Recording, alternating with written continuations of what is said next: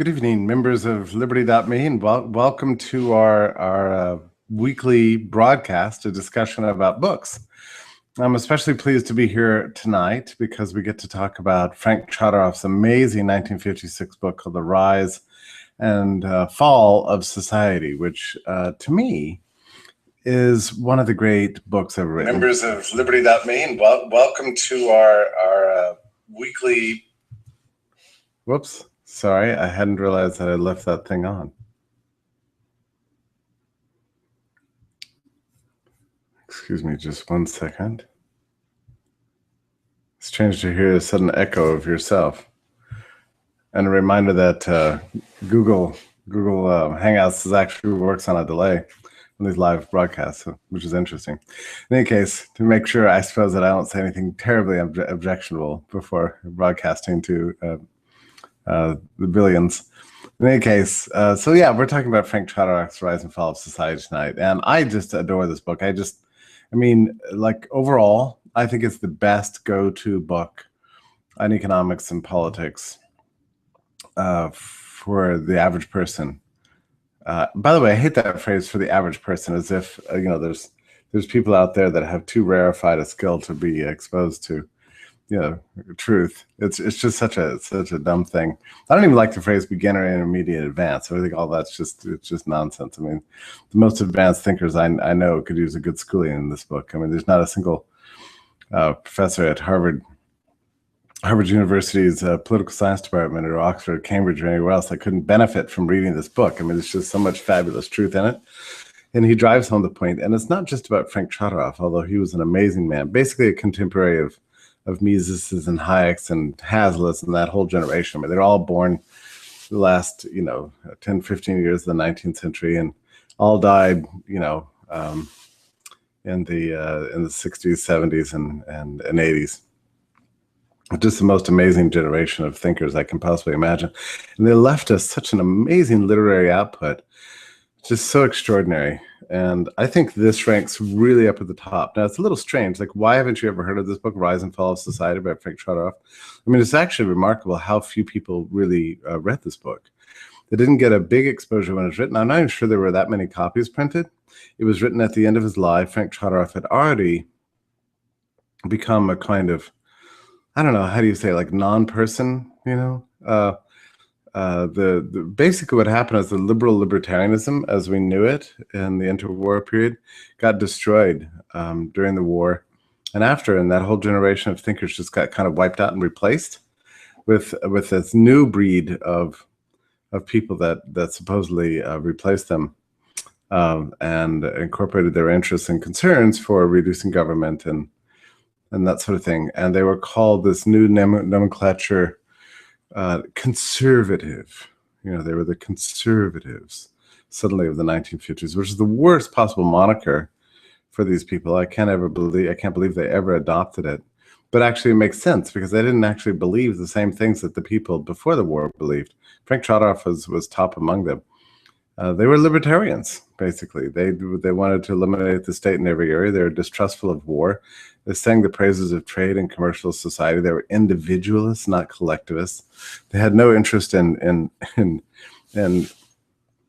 exotic ideologies of control and imposition, like theocracy and imperialism and these sorts of things. That was not what they cared about.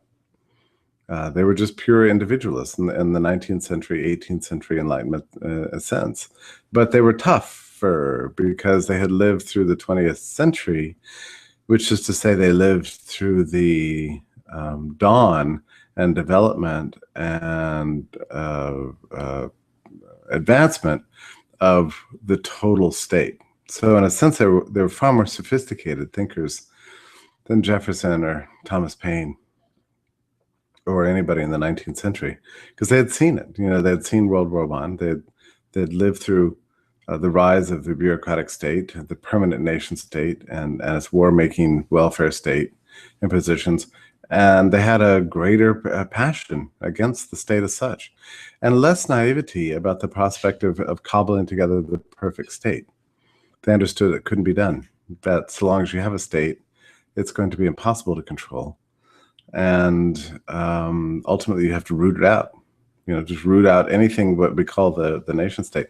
Now they did have various degrees of views on how much you need some political forms to administer the rule of law. They ranged in radicalism from somebody like Henry Hazlitt, who was a kind of an old constitutionalist, to Mises, who was a kind of a laissez-faire radical, to Garrett, who's kind of an old-fashioned 19th century style. Gilded Age celebrator of enterprise and entrepreneurship, was a little bit sympathetic to protectionism. That was his deviation. Albert J. Nock, who was a Georgist, and the closest thing we had to an anarchist. I'm pretty sure that it would have been a solid thing to call a Nock an anarchist. And I think in that same spirit, Frank Chodoroff can actually be regarded as an anarchist, without being clever, without being underhanded or surreptitious or dissembling in any sense.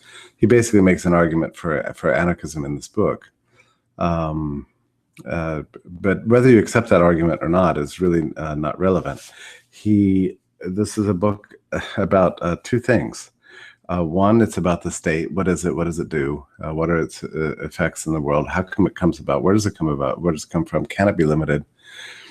What is its nature and its structure, and how is it different from the rest of society? And here, this book just excels like nothing else. And the second thing this book is about is the celebration of commercial society and the non-state means. He wants to divide all activities in the social order between, on one hand, production, on the other hand, predation, which is, pretty much the Franz Oppenheimer model. But it's a lot clearer than Franz. By the way, Oppenheimer is great. You should not neglect Oppenheimer's amazing 19th century treatise called The State. Or its second iteration, Albert J. Nock's, I guess, 1936, 37 book called Our Enemy the State, which is a wonderful book and a big attack on the New Deal. And then the third great follow-up, Frank Chodoroff's The Rise and Fall of Society, Chodoroff's last great work. As I say, this book was published in a world that no longer cared about libertarianism, no longer cared about individualism, and that sort of pre-World War II tradition. But that doesn't make any less great. It just means that the William F. Buckley crowd, and the rise of and the Russell Kirk conservatism had displaced it. It's really remarkable when you think about the distance that separates somebody like Russell Kirk and Bill Buckley, whom I like, and actually I was, had several friendly encounters with Buckley. I mean, he was just an unbelievably charming man, and way more laissez-faire oriented than the current generation of right-wingers. I mean, these people today are just unbearable apologists for the likes of Donald Trump and so on. I mean, you just can't believe the kind of blather that's coming out of the mouths of these modern day conservatives. But the idea that there's any relationship at all between somebody like Frank Chodoroff and modern day conservatism is preposterous. I think he famously said, if anybody calls me a conservative, I'll give them a punch in the nose. Violation of the non-aggression axiom there, right? But he hated conservatism, and he couldn't stand the rise of these conservatives in the late 1940s and early 1950s that, all about watch fobs and cultural affectations, and celebrating order above liberty, neglecting the individualist tradition, warm to the state, very worried about disrupting the rules under which society lives. I mean, and of course, need I mention that a major factor in the birth of modern conservatism after World War II was this burning passion for sustaining the World War II military industrial complex, and wedding anti-New Deal resistance movements with a new love for the Cold War. So building nuclear weapons, arming against the Soviets, and so on. Bill Buckley said famously, we're going to have to tolerate a totalitarian bureaucracy for the duration until we can get rid of the Soviet Union, since that's the great threat on the horizon. Of course, the Soviet Union went away, and the totalitarian bureaucracy is still with us, right? So the conservatives of this period were actually completely different from people like Chodorov, and once they got their magazines, and once Time magazine started heralding the glories of Russell Kirk, and National Review rose to prominence, and people like Buckley, sort of swept over American popular culture as officially representing what was called the right.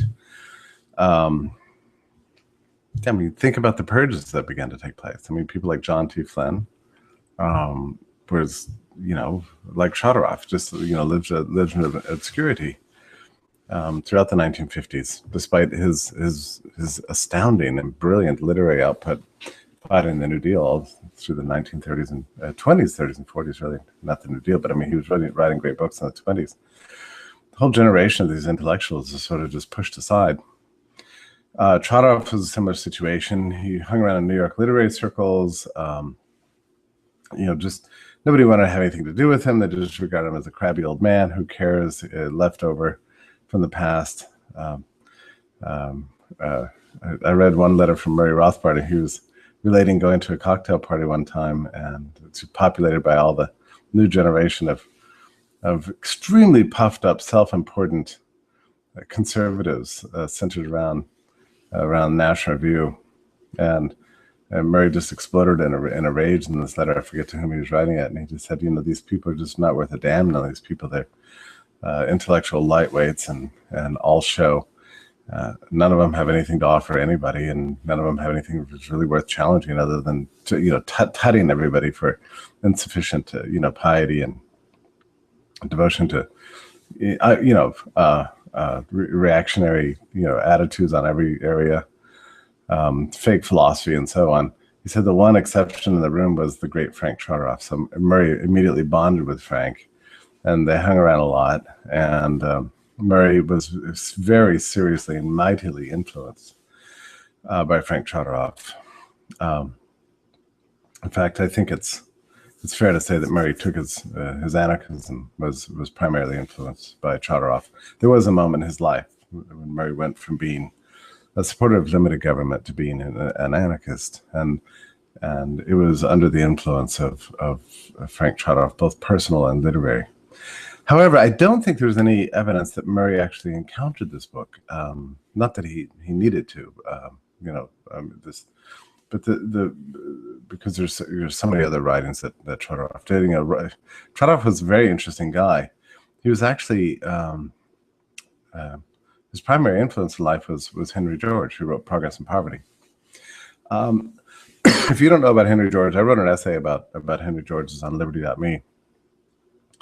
After having read this book, this was Progress and Poverty was the Atlas Shrugged of the late 19th century. It was the book that had an awesome circulation, sold millions of copies, and had this enduring influence over the course of sort of like 5 decades. It's just unbelievable how influential that book really was. It was considered to be the treatise in favor of the possibility of human progress, written in the late 19th century, a book that celebrated trade, believed in material progress, believed in laissez-faire, and believed in uplifting all classes in society through material advancement and the widest possible distribution of the means of production. Of course, everybody forgets about all these points about Henry George because he was most famous for having pushed this the idea of the land tax, which he regarded the land monopolies as the great inhibitor to prosperity. But he was also, and there, I just don't want to get into that issue. But he was also a mighty hater of the state. Actually, he thought the state working with the banks, the land were the great source of monopoly in society, and wanted a laissez-faire society, despised protectionism. And it was in this sense that Chodoroff became seriously influenced by the Georges. And ironically, he actually came to head the Henry George School in New York, which is kind of a big deal in his time. And he was the editor of its newsletter, which was called The Freeman, actually. So Chodoroff was actually an editor of The Freeman, and most of you probably know that I, in addition to my work with Liberty.me, I worked for the Foundation for Economic Education, which continues to be the publisher of The Freeman. So Chodoroff was actually an editor of The Freeman. I remember when Sheldon Richman came on board as the editor of The Freeman some years ago, he put out an announcement that his highest ambition was to be an editor somewhat like Frank Chodoroff. Wow, that's a big ambition, because Chodoroff is just awesome. If you've never encountered his work before, you'll be just amazed at his clarity of thought, his humility of expression, his brilliance. It's a little deceptive because he writes as a journalist. He was also editor of Human Events, which wasn't always a warmongering Republican proto-fascistic rag. It actually was a laissez-faire publication before. Back in the day, I think I'm talking about 1940s and 1950s. It was a wonderful publication. Frank Chodoroff also founded the International Society of Individualists, which by the 1960s or the 1970s changed its name to the Intercollegiate Studies Institute. So retaining ISI, but replacing every single word. No longer individualists, now just Intercollegiate Studies Institute. And for the duration of the 1970s and 1980s, one of the big promoters of the Cold War, and no surprise, the works of Russell Kirk, who, again, I mean, Russell was a friend. Okay, we spent a lot of time together, but there's no question that this man, had an immense influence on the post-war right, to purge the liberal spirit. He was on the war path against liberalism, old liberalism, and particularly libertarianism. This is what he hated more than anything else. So when ISI moved from being International Society of Individuals to Intercollegiate Studies Institute, I mean, there's a signal there, right? No more individualism, no more liberalism, no more libertarianism, no more radical freedom, pro-freedom ideology. But incidentally, when I saw the new head of the Intercollegiate Studies Institute recently, he pulled me aside and he said, my number one ambition is to bring back that Chodoroff spirit and to restore ISI as the voice of that Chodoroff always wanted it to be, to become, in effect, the International Society of Individualists again. That pleased me very, very much. I mean, just to hear it, whether it's possible, I don't know, but it thrilled me to hear that. Okay, so let's dig into this book, which, as I say, is extremely obscure in a way. I had read all the works of Chodoroff. Most of them have been available, and a lot of them had been reprinted in the 1970s and 1980s. He maintained a little bit of fame, and then most all of them went out of print by the 21st century. But this one, The Rise and Fall of Society, had very little circulation, and I had never seen it cited. And I've never personally seen a book review of it that was contemporaneous, with this publication. I mean, it just strikes me as the kind of book that came out and wasn't ever read. It's very interesting. It came out about the same time as Atlas Shrugged. Now, of course, Rand and Chodorow had very different political outlooks, but they shared this much in common. They were both completely purged from the National Review crowd, and never was ever made any headway within that sort of Cold War Buckley crowd. Buckley purged, Rand. I mean, she wasn't welcome to the National Review, and they shredded her. They failed to find any merit at all in her worldview, which is pretty weird considering just how awesomely influential she's been over the last half century. But Chodorow was in the same situation, same boat as Rand or Flynn or the rest of them. He just wasn't welcome. So this book sort of came and went, which is a real tragedy. So why is this book important, and why is it good that it's out here and available at liberty.me? Well, I can't think of another book that in such a concise and clear, beautiful, elegant way makes all the core points as precisely as it does concerning economics and politics and their interrelationship on the development of the social order. I mean, I truly can't think of another one that's as clear and as mighty and as precise as this book is.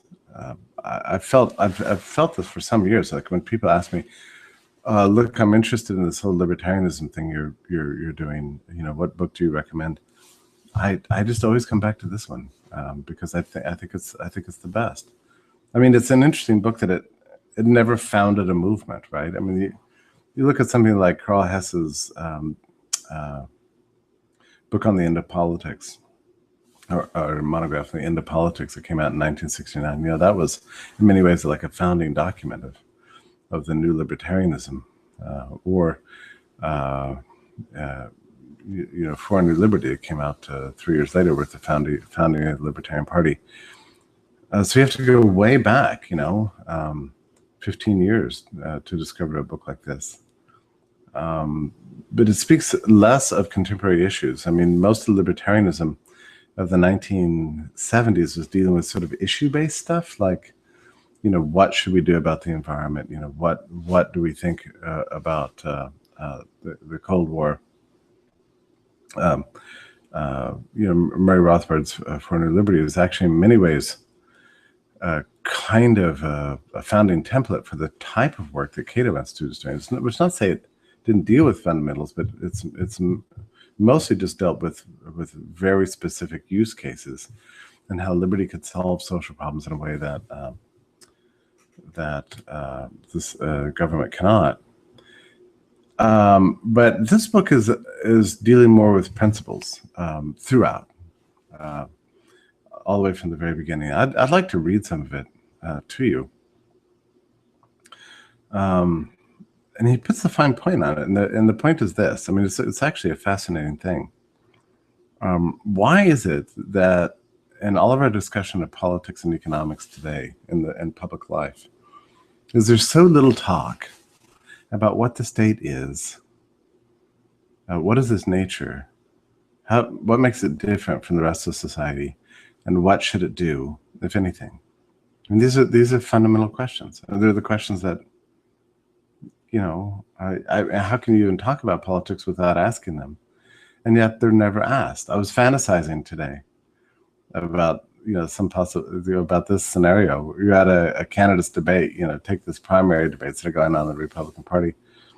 And to just ask each of them or one of them or somebody, Ted Cruz, what is your view of the state in society? What do you think it should do?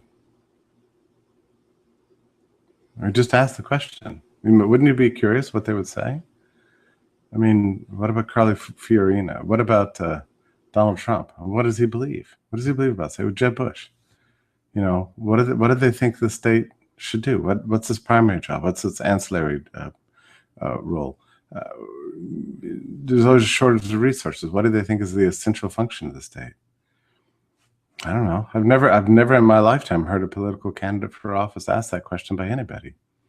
I mean, Reagan sort of addressed it from time to time. But for the most part, people don't ask that kind of question.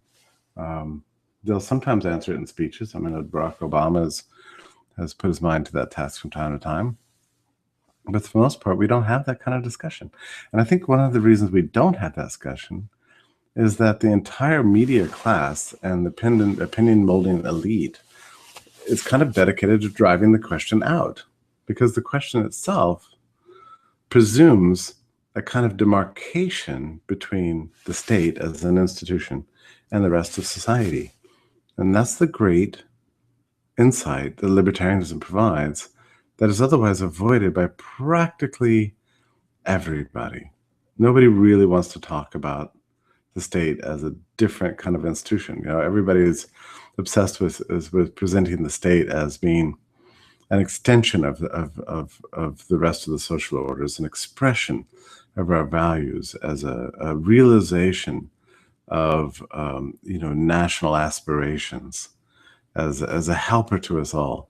Or as I forget now who said it, that the state is just simply what we do together. So there's a kind of a shabbiness, or you could say it as a conspiracy, to clearly delineate the difference between the state and everything else. And so what is that difference?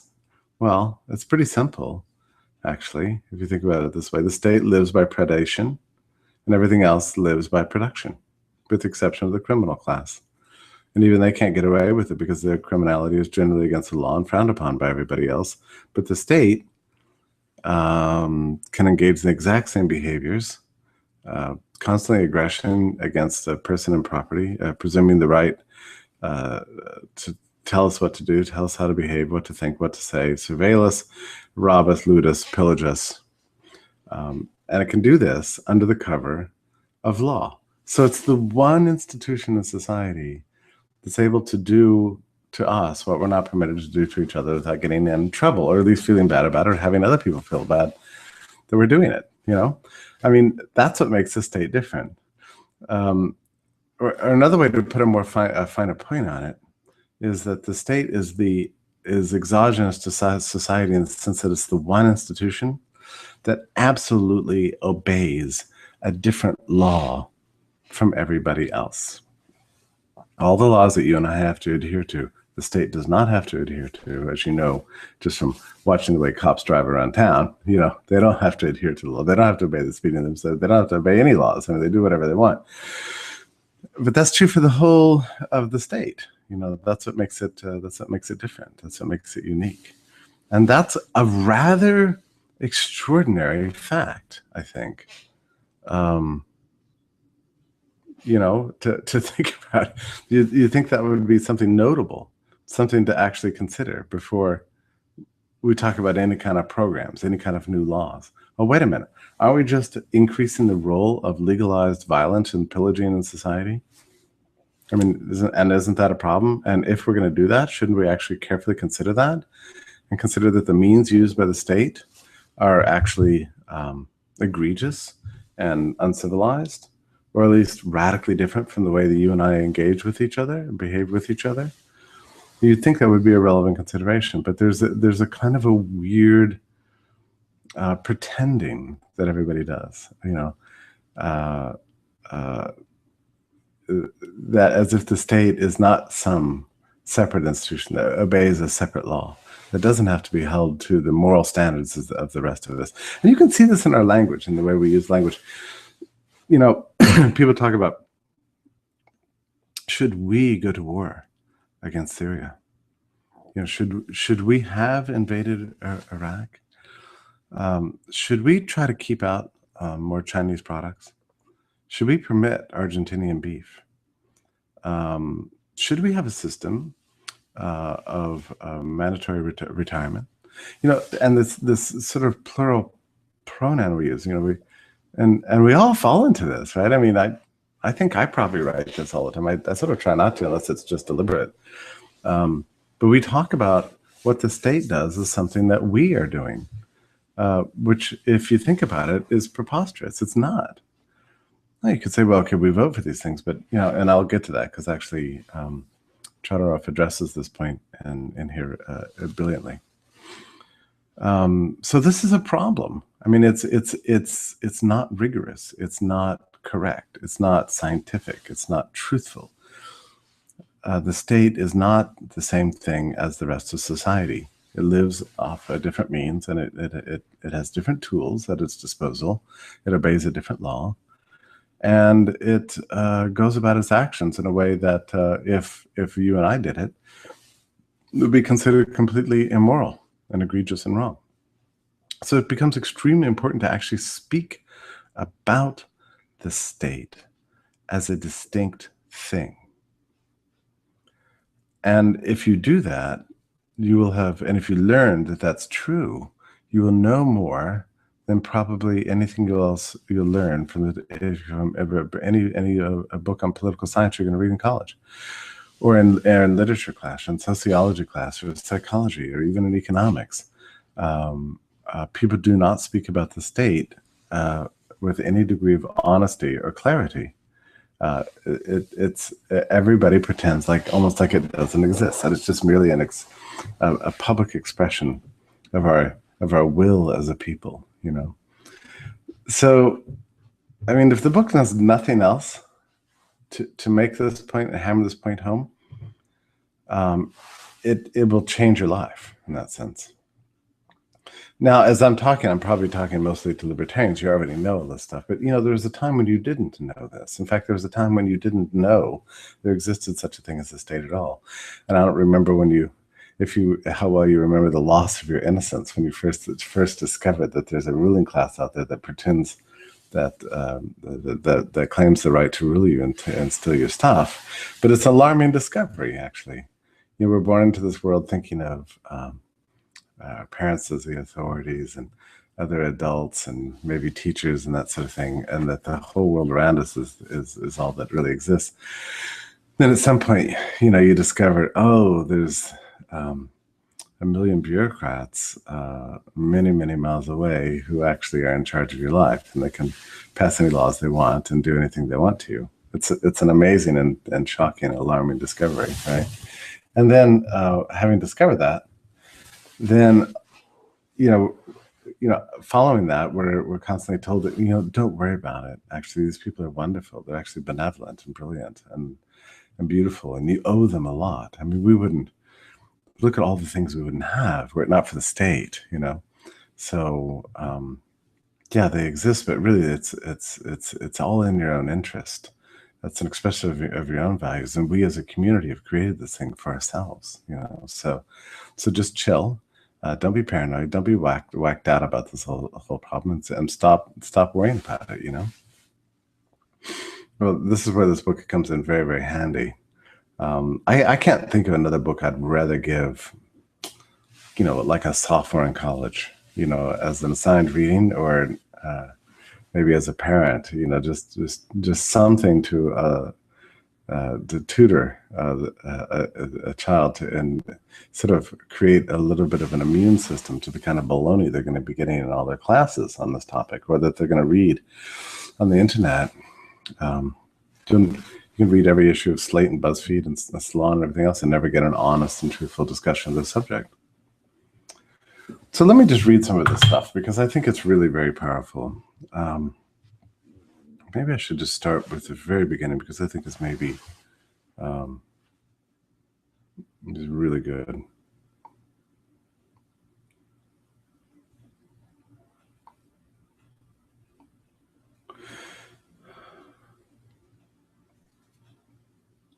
I'll start on page 2. Economics is not politics.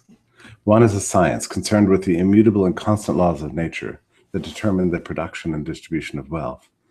And the other is the art of ruling. One is amoral and the other is moral. Economic laws are self-operating and carry their own sanctions, as do natural laws, while politics deals with man-made and man-manipulated conventions. As a science, economics seeks understandings of invariable principles. Politics is ephemeral, its subject matter being the day-to-day relations of associated men. Economics, like chemistry, has nothing to do with politics. The intrusion of politics into the field of economics is simply an evidence of human ignorance or arrogance, and is as fatuous as an attempt to control the rise and fall of tides. Since the beginning of political institutions, there have been attempts to fix wages, control prices, and create capital, all resulting in failure. And such undertakings must fail because the only competence of politics is in compelling men to do what they do not want to do, or to refrain from doing what they are inclined to do. And the laws of economics do not come within that scope. They're impervious to coercion. Wages and prices and capital accumulation have laws of their own, laws which are beyond the purview of the policeman. It's very nice.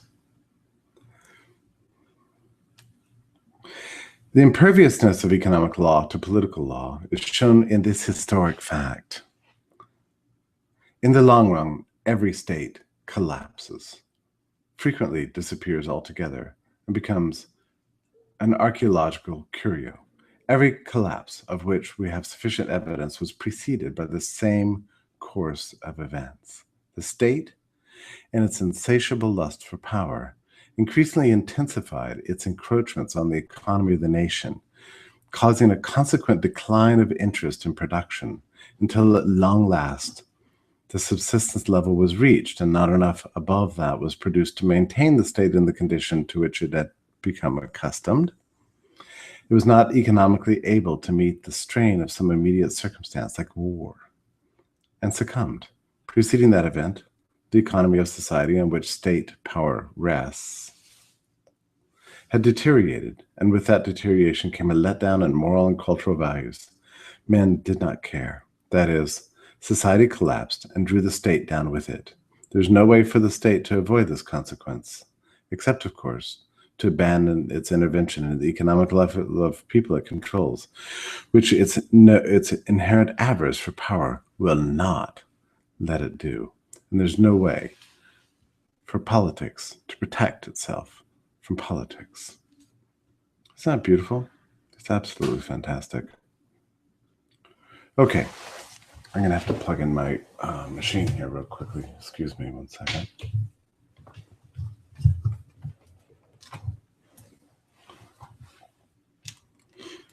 As long as these things last, they still don't last forever. Okay, now there's a chapter in here about, there's 2 chapters in here that I just want to kind of focus on. One is called The Humanity of Trade, and I love this chapter. In fact, you know, as I was reading it today, I thought, I have to get this thing in print and put it on the website of the Foundation for Economic Education, just as a standalone chapter. And then I realized, just with a quick search, that it was already up there. And of course, like a lot of things, it hasn't been well read, as far as I can tell. So it's just a beautiful chapter, and one of the greatest tributes ever to the beauty of the exchange economy. I feel like, you know, when I don't know if you've ever had this experience, but you know, I feel like I keep trying to write this chapter again and again, and I feel like I'm coming up with something new. And I've worked really hard at my brain. I was thinking and realizing, oh, this is great. I'm going to treat trade as a civilizing institution, and any step away from trade as a sort of uncivilizing and contributing to the brutality of public life. And I've tried to come up with examples. And it's just pretty weird to suddenly, you know, read a chapter like this and realize Frank Chodoroff said this all before, and much more beautifully than I've ever managed to do it, you know, no matter how much I try. So I would like to just read you some of this, just because I think it's just so awesome. Whenever 2 boys swap tops for marbles, that is the marketplace. The simple barter in terms of human happiness is no different from a trade transaction involving banking operations, insurance, ships, railroads, wholesale and retail establishments. For in any case, the effect and purpose of trade is to make up for a lack of satisfactions. The boy with a pocket full of marbles is handicapped in the enjoyment of life by its lack of tops, while the other is simply discomfited by his need for marbles, and both have a better time of it after the swap. The greatest lesson in economics ever given. I mean, if you get that, you know 80% of what you need to know. In like manner, the Detroit worker who has helped pile up a huge heap of automobiles in the warehouse is none better off for his efforts until the product has been shipped to Brazil in exchange for his morning cup of coffee. Isn't that just beautiful writing? Isn't this guy great? I hope my reading this is inspiring you to go out and just download the book and just enjoy it. Trade is nothing but the release of what one has in abundance to obtain some other thing one wants. It is as pertinent for the buyer to say thank you as it is for the seller. That's another essay I wrote. I wrote a big essay about this. I thought it was my insight. Come to find out, Trotteroff nailed it. 50 years ago, 60 years ago. The marketplace is not necessarily a specific site, although every trade must take place somewhere. It is more exactly a system of channeling goods or services from one worker to another, from fabricator to consumer, from where a superfluity exists to one where there is need. It is a method devised by man in his pursuit of happiness to diffuse satisfactions, and operating only by the human instinct of value. Its function is only to transfer ownership from one person to another, but also to direct. It's not only that, but it's also to direct the current of human exertion. For the price indicator on the chart of the marketplace registers the desires of people and the intensity of these desires, so that other people, looking to their own profit, may know best how to employ themselves. Living without trade may be possible, but it would hardly be living. At best, it would be mere existence.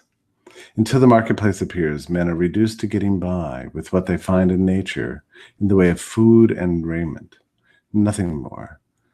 But the will to live is not merely a craving for existence. It is rather an urge to reach out in all directions for a fuller enjoyment of life. And it is by trade that this inner drive achieves some measure of fulfillment. The greater the volume and fluidity of marketplace transactions, the higher the wage level of society. And insofar as things and services make for happiness, the higher the wage level, the greater the fund of happiness. Okay, I'm going to move forward.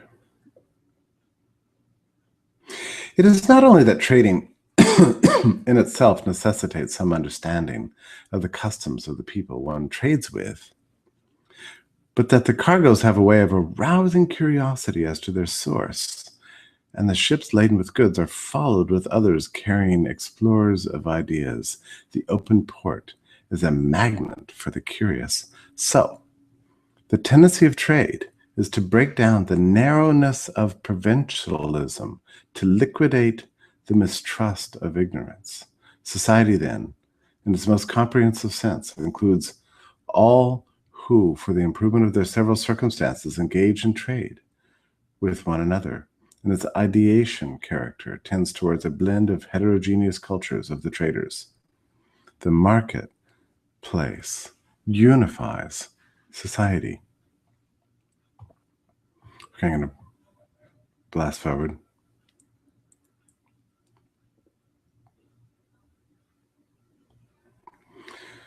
Just as trade brings people together, as I read this section, just think about all the conflicts that exist in society today, where there's conflicts between men and women, or blacks and whites, or immigrants and citizens, the able and disabled, language barriers, you name it. Our society is just rife with conflicts, and they seem to be weirdly getting worse, or at least there's plenty of political figures out there trying to make them worse. Listen to what Trotteroff says about that. Just as trade brings people together, tending to minimize cultural differences and make for mutual understanding, so do impediments to trade have the opposite effect. If the customer is always right, it is easier to assume there's something wrong with the non-buyer. The faults of those who refuse to do business with us are accentuated, not only by our loss, but also by the sting of personal affront. Should the boy with the tops refuse to trade with the boy who has marbles, they can no longer play together. And this desocialization can easily stir up an argument over the relative demerits of their dogs or parents. That's beautiful. Just so, for all our protestations of good neighborliness, the Argentinian has doubts about our intentions when we bolt our commercial doors against him. Compelled to look elsewhere for more substantial friendship, he's inclined to think less of our national character and culture. The byproduct of trade isolationism is the feeling that the outsider is a different kind of person and therefore inferior, with whom social contact is at least undesirable, if not dangerous. To what extent the segregation of people by trade restrictions is the cause of war is a moot question. There can be no doubt that such restrictions are irritants, that they can give other causes for war more plausibility. It makes no sense to attack a good customer, one who buys as much of our products as he can use and pays his bills regularly.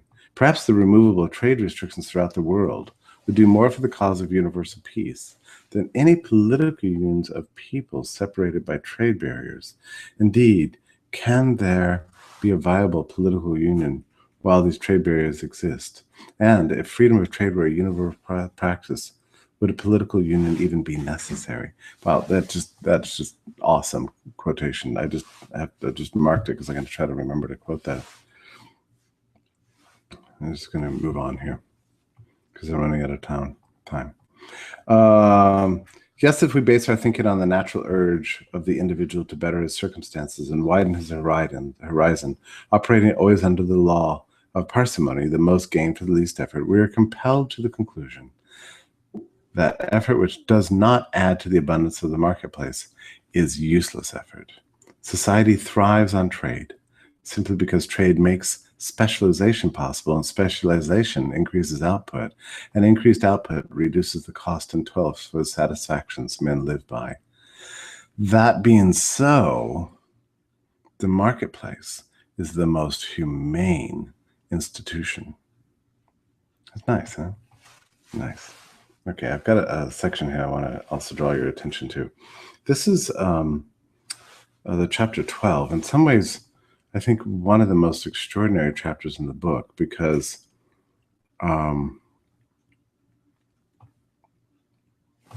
I'll tell you why I think this, because it's one of the most truth-telling sections I've ever read about the structure of the state.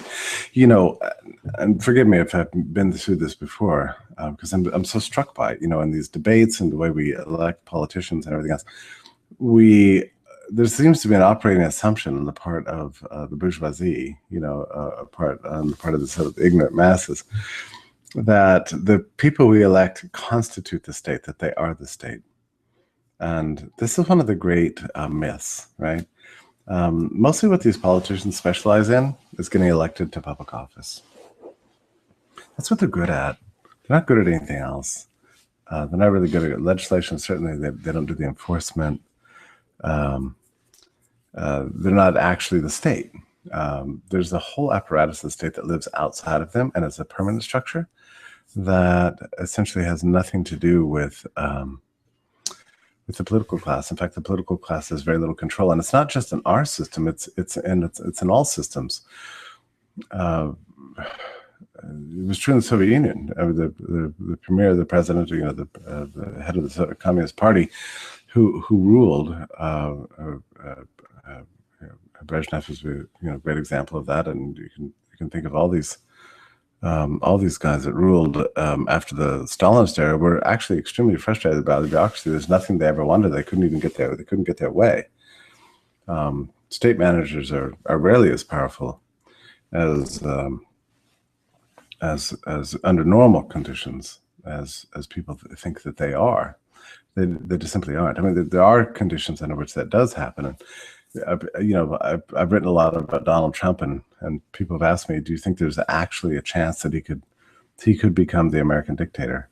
And I think there's very little chance of that, actually, mainly because I don't think we have a big enough crisis in American life today to cause people to reach out for a dictator on that level.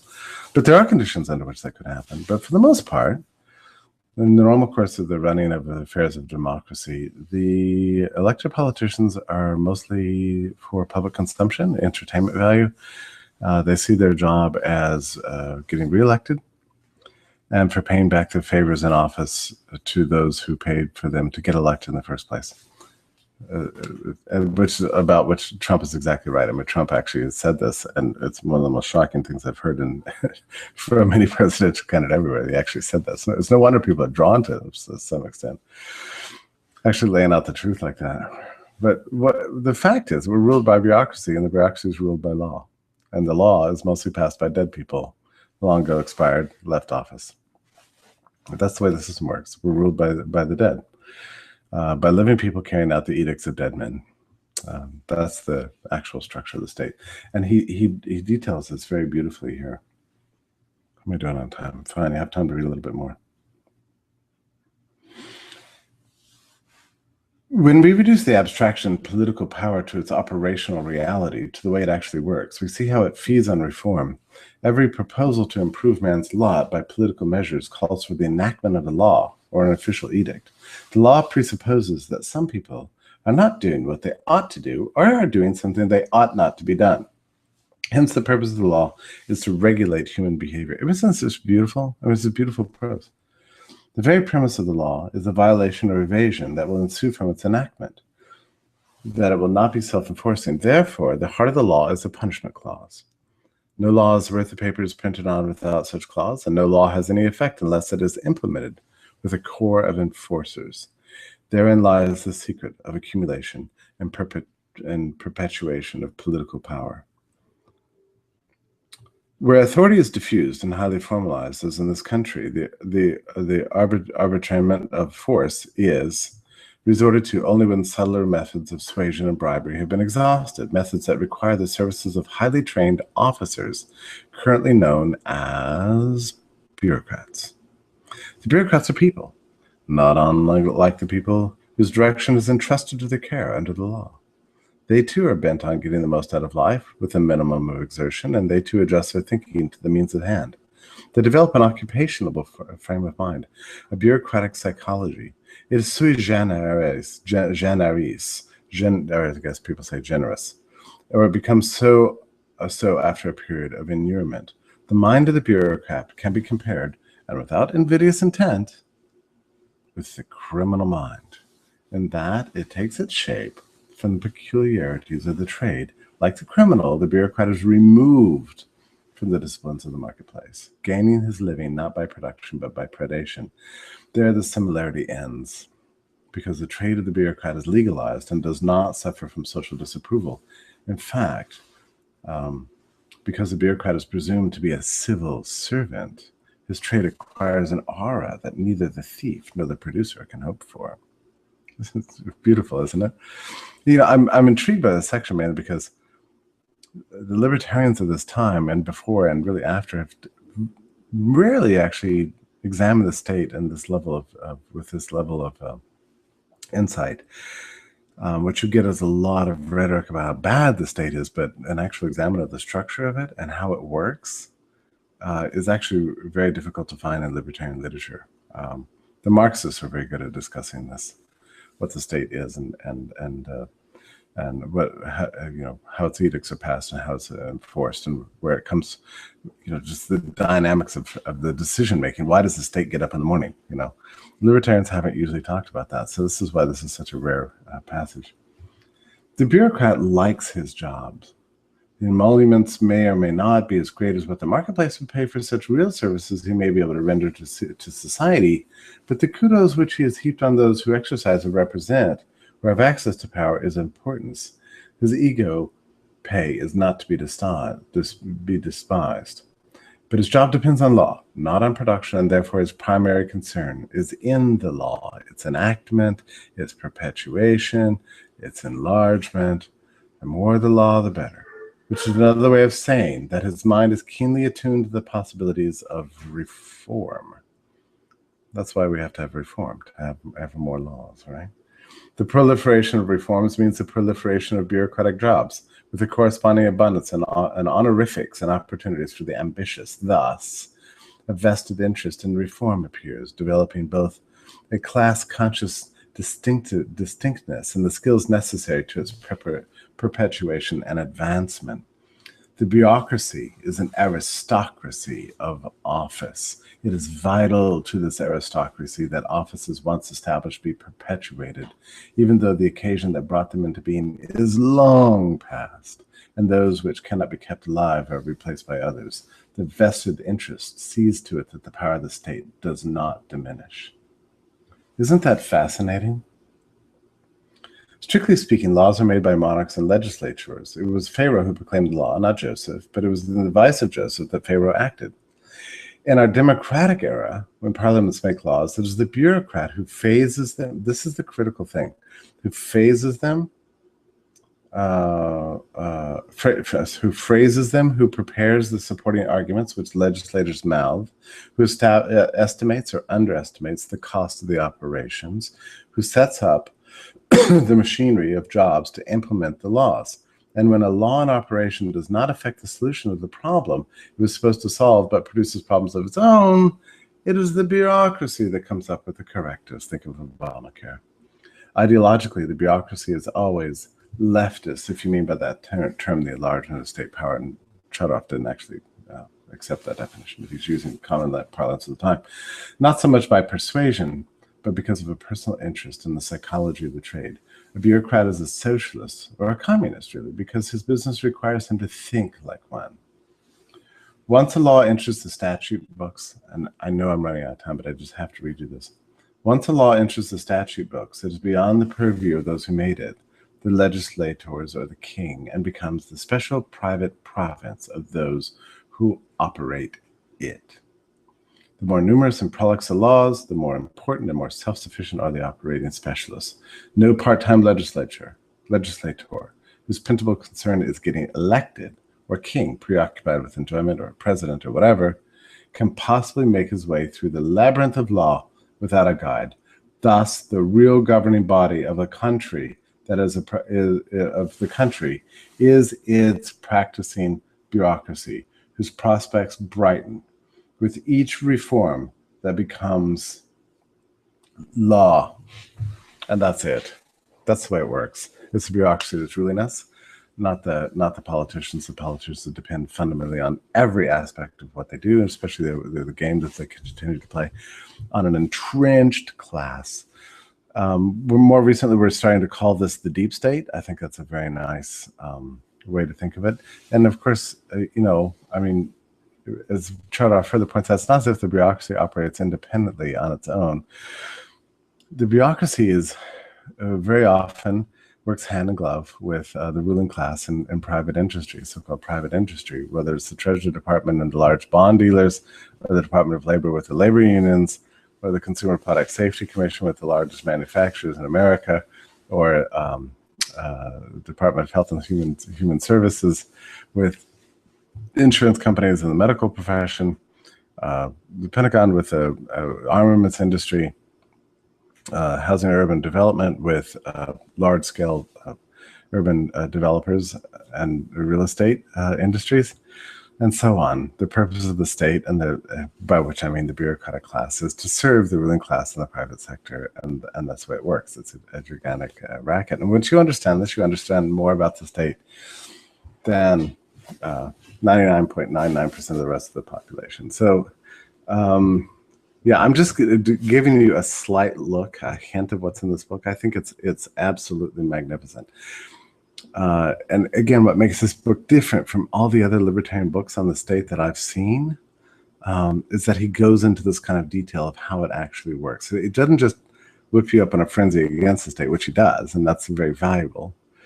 But he takes that next step and helps you understand it, helps you get to know the enemy a lot better. He closes out the book with a reflection on whether or not there's any hope. And typical Chudoff, I mean, he was not a despairing person, despite his sort of apparently, sort of personally crabby way. And of course, he was an old man at this point. But he ends it by saying, I just want to redo this because I don't want to get it wrong, actually. This is last chapter called One Can Always Hope. And he talks about the breakdown of the state and how inevitable it is, and how so much of society is about the things that persist beyond the state. He doesn't believe there's any control in the state, though he favors any attempt to do so, and but is very skeptical of top-down political reform because he understands what a scam it is. His last sentence is the really beautiful one, because he's actually very optimistic about the long-term hope for freedom. But he thinks it comes about because people in their own lives decide to make the decision to be free, to be non-compliant, and to find ways around it, and to live a good life and to innovate and to trade and to build beautiful things, despite the state, despite all the things that stand in their way. So his last sentence is the brilliant one, the one I hope to leave you with here tonight. He says, "The will to freedom comes before freedom itself." So let's revisit Trotteroff, celebrate his memory, be grateful for this marvelous book that he's read. Download it and pass it on to your friends, please, because I do believe this is the single best tutorial in economics and politics that I've ever read personally, just overall.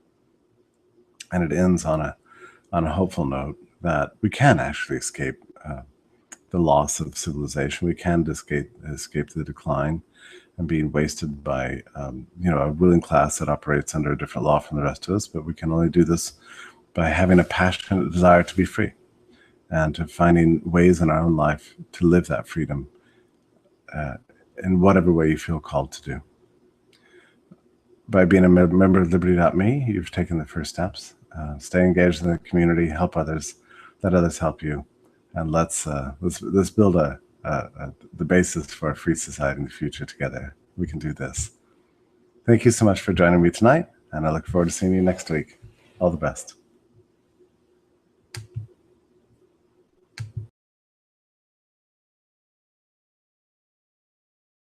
What does it do? What are its effects in the world? How come it comes about? Where does it come about? Where does it come from? Can it be limited? What is its nature and its structure, and how is it different from the rest of society? And here, this book just excels like nothing else. And the second thing this book is about is the celebration of a commercial society and the non-state means. He wants to divide all activities in the social order between, on one hand, production, on the other hand, predation, which is, pretty much the Franz Oppenheimer model. But it's a lot clearer than Franz. By the way, Oppenheimer is great. You should not neglect Oppenheimer's amazing 19th century treatise called The State. Or its second iteration, Albert J. Nock's, I guess, 1936, 37 book called Our Enemy the State, which is a wonderful book and a big attack on the New Deal. And then the third great follow-up, Frank Trotteroff's The Rise and Fall of Society, Trotteroff's last great work.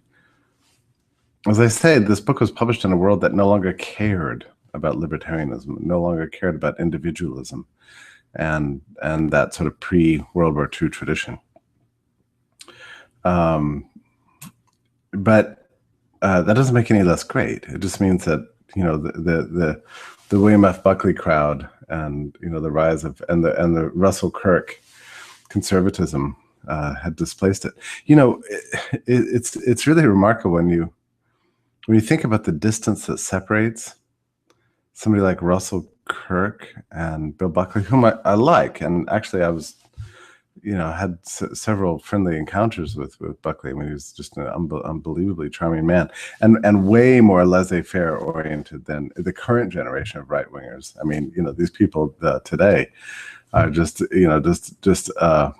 unbearable apologists for the likes of Donald Trump and so on. I mean, you just can't believe the kind of blather that's coming out of the mouths of these modern day conservatives. But the idea that there's any relationship at all between somebody like Frank Trotteroff and modern day conservatism is preposterous. I think he famously said, if anybody calls me a conservative, I'll give them a punch in the nose. Violation of the non-aggression axiom there, right? But he hated conservatism, and he couldn't stand the rise of these conservatives in the late 1940s and early 1950s that, all about watch fobs and cultural affectations and celebrating order above liberty, neglecting the individualist tradition, warm to the state, very worried about disrupting the rules under which society lives. I mean, and of course, need I mention that a major factor in the birth of modern conservatism after World War II was this burning passion for sustaining the World War II military industrial complex, and wedding anti-New Deal resistance movements with a new love for the Cold War. So building nuclear weapons, arming against the Soviets, and so on. Bill Buckley said famously, we're going to have to tolerate a totalitarian bureaucracy for the duration until we can get rid of the Soviet Union, since that's the great threat on the horizon. Of course, the Soviet Union went away, and the totalitarian bureaucracy is still with us, right? So the conservatives of this period were actually completely different from people like Chodorov, and once they got their magazines, and once Time magazine started heralding the glories of Russell Kirk, and National Review rose to prominence, and people like Buckley, sort of swept over American popular culture as officially representing what was called the right, and 80s. Just the most amazing generation of thinkers I can possibly imagine. And they left us such an amazing literary output, just so extraordinary. And I think this ranks really up at the top. Now, it's a little strange. Like, why haven't you ever heard of this book, Rise and Fall of Society by Frank Chodorov? I mean, it's actually remarkable how few people really read this book. It didn't get a big exposure when it was written. I'm not even sure there were that many copies printed. It was written at the end of his life. Frank Chodorov had already become a kind of, I don't know, how do you say, like non-person, basically what happened is the liberal libertarianism as we knew it in the interwar period got destroyed during the war and after, and that whole generation of thinkers just got kind of wiped out and replaced with this new breed of people that supposedly replaced them and incorporated their interests and concerns for reducing government and that sort of thing. And they were called this new nomenclature conservative. They were the conservatives suddenly of the 1950s, which is the worst possible moniker for these people. I can't believe they ever adopted it. But actually it makes sense because they didn't actually believe the same things that the people before the war believed. Frank Chodorov was top among them. They were libertarians, basically. They wanted to eliminate the state in every area. They were distrustful of war. They sang the praises of trade and commercial society. They were individualists, not collectivists. They had no interest in exotic ideologies of control and imposition, like theocracy and imperialism and these sorts of things. That was not what they cared about. They were just pure individualists in the 19th century, 18th century Enlightenment sense. But they were tougher because they had lived through the 20th century, which is to say they lived through the dawn and development and advancement of the total state. So in a sense, they were far more sophisticated thinkers than Jefferson or Thomas Paine or anybody in the 19th century, because they had seen it. They had seen World War I.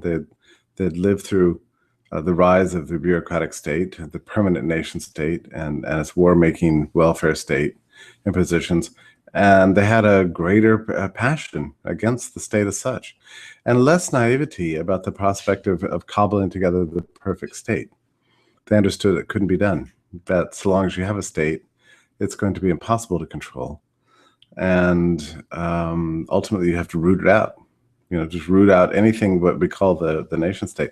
Now, they did have various, degrees of views on how much you need some political forms to administer the rule of law. They ranged in radicalism from somebody like Henry Hazlitt, who was a kind of an old constitutionalist, to Mises, who was a kind of a laissez-faire radical, to Garrett, who's kind of an old-fashioned, 19th century style. Gilded Age celebrator of enterprise and entrepreneurship, was a little bit sympathetic to protectionism. That was his deviation. Albert J. Nock, who was a Georgist, and the closest thing we had to an anarchist. I'm pretty sure that it would have been a solid thing to call a Nock an anarchist. And I think in that same spirit, Frank Chodorov can actually be regarded as an anarchist. without being clever, without being underhanded or surreptitious or dissembling in any sense. He basically makes an argument for anarchism in this book. But whether you accept that argument or not is really not relevant. This is a book about two things. One, it's about the state.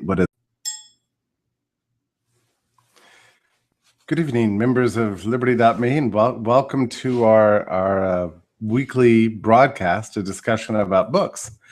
I'm especially pleased to be here tonight because we get to talk about Frank Chodorov's amazing 1956 book called The Rise and Fall of Society, which to me is one of the great books ever written. Members of Liberty.me, and welcome to our weekly... Whoops. Sorry, I hadn't realized that I left that thing on. Excuse me, just 1 second. It's strange to hear a sudden echo of yourself. And a reminder that Google Hangouts actually works on a delay on these live broadcasts, which is interesting. In any case, to make sure, I suppose, that I don't say anything terribly objectionable before broadcasting to the billions. In any case, so yeah, we're talking about Frank Chodorov's Rise and Fall of Society tonight, and I just adore this book. I mean, like, overall, I think it's the best go-to book on economics and politics for the average person. By the way, I hate that phrase, for the average person, as if there's people out there that have too rarefied a skill to be exposed to truth. It's just such a dumb thing. I don't even like the phrase beginner, intermediate, advanced. I think all that's just nonsense. I mean, the most advanced thinkers I know could use a good schooling in this book. I mean, there's not a single professor at Harvard University's political science department or Oxford or Cambridge or anywhere else that couldn't benefit from reading this book. I mean, there's just so much fabulous truth in it. And he drives home the point. And it's not just about Frank Chodorov, although he was an amazing man, basically a contemporary of Mises and Hayek's and Hazlitt's and that whole generation. I mean, they're all born the last 10, 15 years of the 19th century, and all died in the 60s, 70s.